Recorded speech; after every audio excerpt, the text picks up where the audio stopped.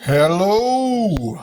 Welcome to Mr. Sath's kitchen. It's been a couple years, but let's cook with Mr. Sath. So, kids, today is the day before Thanksgiving, so Mr. Sath is going to make his special pecan pie. And I'm going to walk you through it with me. So first, we've got ourselves some butter, but since my family has a lactose-free requirement, we're using vegan basil margarine. And we're using a cup, which we're going to melt in this pot. And then we're going to add brown sugar to it. So I'll just let this melt up, and we'll see you soon. Brown sugar's here.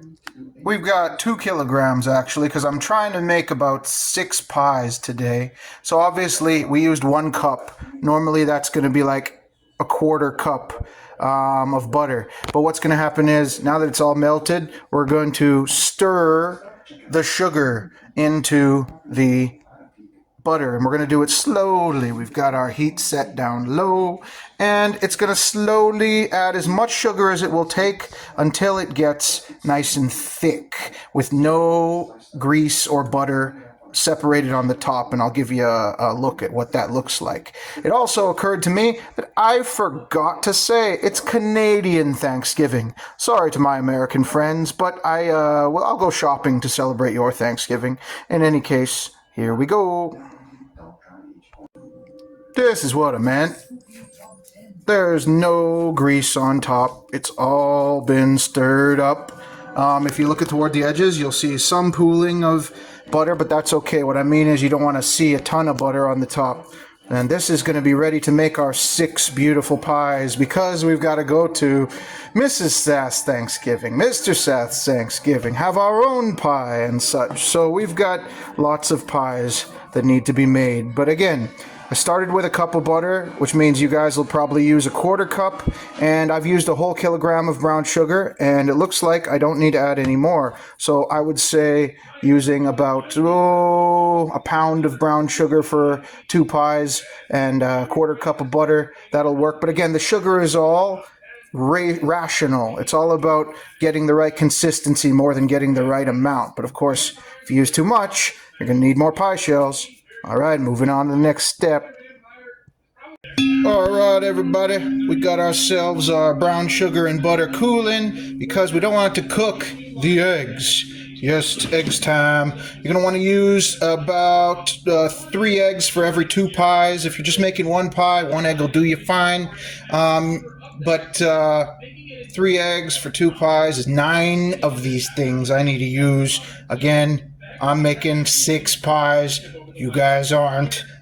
You use accordingly. Use your fractions knowledge, okay? This video ain't for my kindergartners out there, but hey, kindergartners will surprise you. You know fractions too. All right, let's go. We got uno, dos,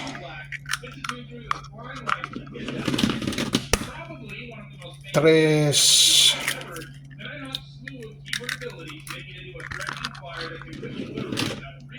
cuatro, cinco,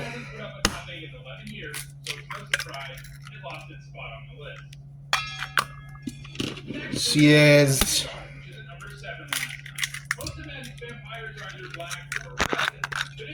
siete,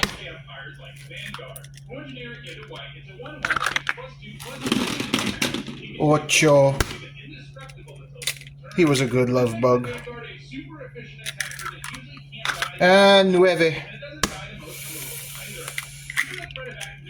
Here's a tip. Always crack your eggs on the flat surface, not on the edge of the bowl. It helps you from getting shells in there. All right, kids. Time for the next step. Oh, I should tell you what the next step is. I have to beat these eggs and whip them up, okay? You want to have them pre-beat before you add them to the mix. So that's what we're going to do. And here, children, is the full lineup. We've got our whipped eggs, and we're going to add them slowly to the mixture while we beat it, okay? Eggs is like what you want to add at the end. But there are no real dry and wet ingredients. That being said, you want to add the wets first and then slowly whip in your eggs. But the main body is, of course, the brown sugar butter. Then we've got our eggs that we're going to whip in. And the other body comes from corn syrup. Now I'm making an American pie, specifically an American South recipe. And we're going to add a pinch of sugar. Okay, and here's where our other flavor is going to come from. We're going to get vanilla in there. Vanilla, I prefer real vanilla, but all I have today is artificial, and you can ask your parents to Google where artificial vanilla extract comes from, and then you'll start wanting to use regular vanilla quite often. But today we have to use artificial, and I just won't think about where it comes from. And on the last one, the optional ingredients.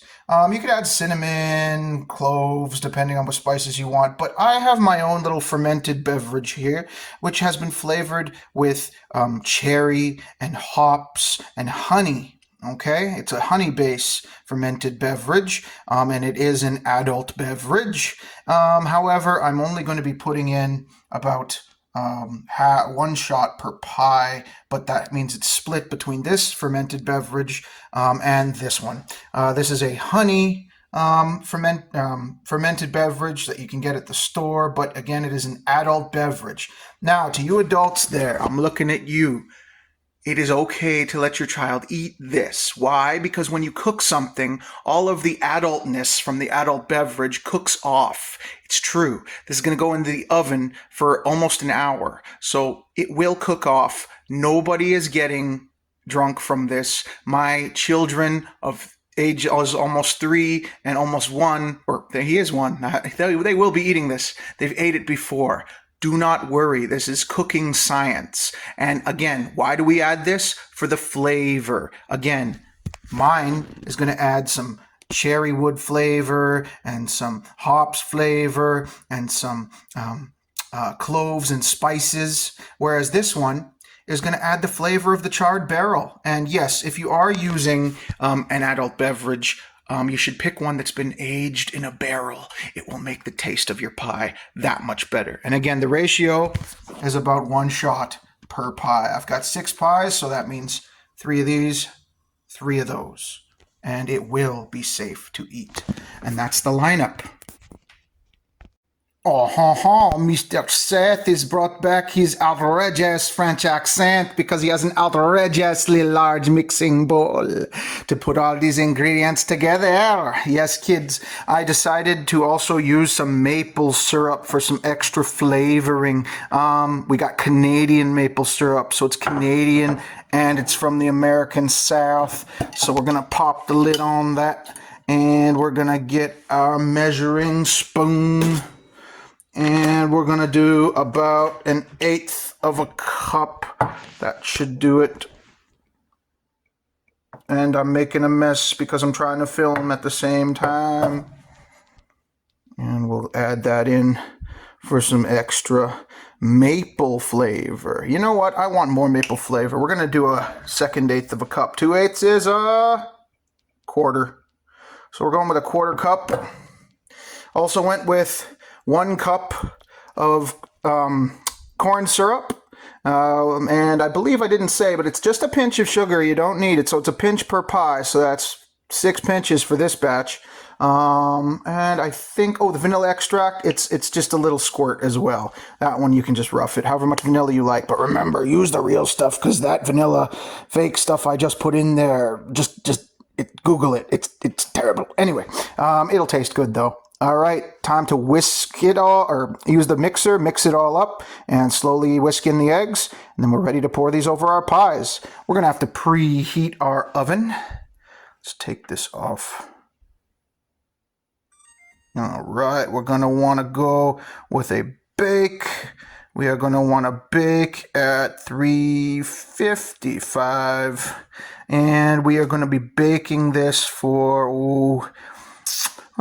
almost an hour, about 55 minutes, or until the pie is set, because you have got this convection bake, and some people use that and it cooks it faster. But anywho, we've got it going, and it's preheating, and I'll whisk in the eggs, and we'll see it in the oven. Stay tuned. The show right here, courtesy We got our shells from No Frills, good old No Name.